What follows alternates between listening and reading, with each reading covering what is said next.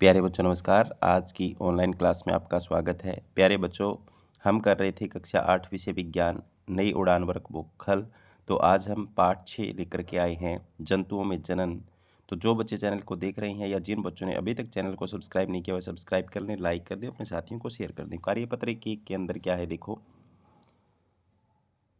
जीवों में गुणों, संरचनाओं, कार्यों के आधार पर भेद करते हैं, जैसे संपर्क और असंपर्क। ये तो क्या है, इसकी कार्यपत्रक में दक्षता दी हुई है। क्या आपने ये चीज़ें पहले देखी हैं? तो इसमें ऊपर कुछ चीज़ें लिखी हुई नहीं हैं, तो इसमें नहीं कहेंगे हम। क्या आलू के टुकड़े से नया आलू का पौधा उगाया जा सकता है? बिल्कुल हाँ लिखेंगे। क्या अपने पेन से नया पेन बनाया जा सकता है? नहीं। आलू के टुकड़े से नया पौधा बनने के प्रक्रम को क्या कहते हैं? तो कायिक जनन कहते हैं। तो प्यारे बच्चों में बता देता हूँ, फूल को छोड़ करके जड़, तना, पत्ती जो भाग होते हैं वो पौधे के कायिक भाग होते हैं, और कायिक भाग से अगर नया पौधा उगता है तो वो कायिक जनन कहलाता है। तो आलू क्या है? आलू एक तना है, तो कायिक जनन कहेंगे। क्या मनुष्य जंतुओं में यह प्रक्रम पाया जाता है? तो नहीं पाया जाता कायिक जनन वाला। इसके बाद में है कार्यपत्रक 2।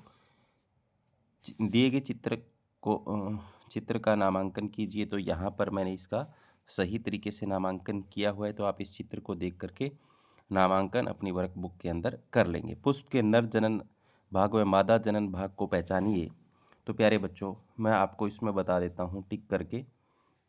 आपको क्या करना है, पुष्प के नर जनन भाग और मादा जनन। तो नर तो होता है पुंकेसर, कौन सा होता है? पुंकेसर होता है। और मादा जो होता है वो स्त्री कैंसर होता है। कौन सा भाग होता है? स्त्री कैंसर भाग होता है। तो ये वाला। और पुंकेसर जो होता है वो क्या होता है? नर भाग होता है। इसके बाद में आगे है, नर जननांग व मादा जननांग किस प्रकार के जनन में सहायक है? तो प्यारे बच्चों, उसे बोलते हैं, अगर नर और मादा जननांग सहायक होते हैं तो लैंगिक जनन। इसके बाद में आगे है कार्यपत्रक, ये 2 था। कार्यपत्रक हम चलते हैं 3 पर। तो ये कार्यपत्रक 3 है। कार्यपत्रक 3 में क्या है देखो, सभी जंतु अपनी जैसी संतान पैदा करते हैं। नीचे दी गई तालिका में जंतु और उसकी संतति के बारे में दिया गया, इसका सही मिलान करना है। तो मनुष्य का बच्चा क्या कहलाएगा? तो शिशु कहलाएगा। इसको मैं दोबारा से आपको दिखा देता हूँ। मनुष्य का बच्चा शिशु कहलाता है, और बिल्ली जो होती है उसका बिलोटा, और मुर्गी का चूजा।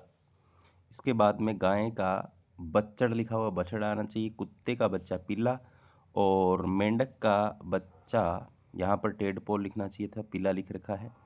तितली का कैटरपिलर, और शेर का शावक, लोमड़ी का बच्चा कहलाएगा। खरगोश का यहाँ पर किट कहलाता है। ठीक है, तो आगे इसके बाद में चलते हैं कार्यपत्रक 4 की तरफ।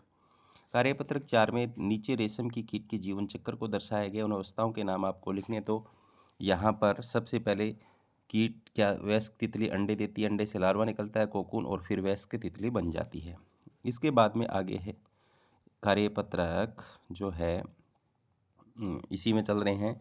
जीव जंतुओं में अपनी संतति उत्पन्न करने के अलग अलग तरीके होते हैं। अमीबा था, मनुष्य के जन्म के तरीके अलग अलग हैं।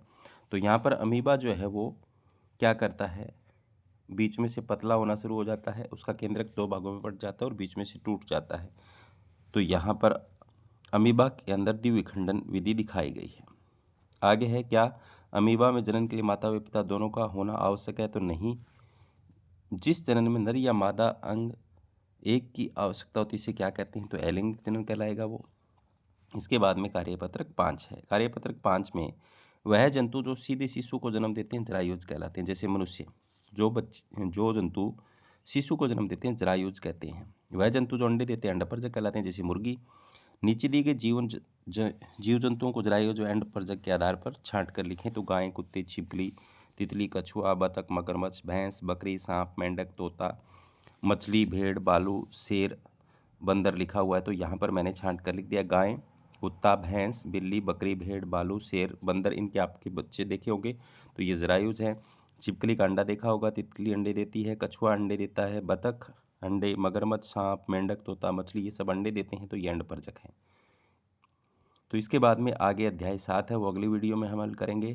तो आज की क्लास में इतना ही। धन्यवाद।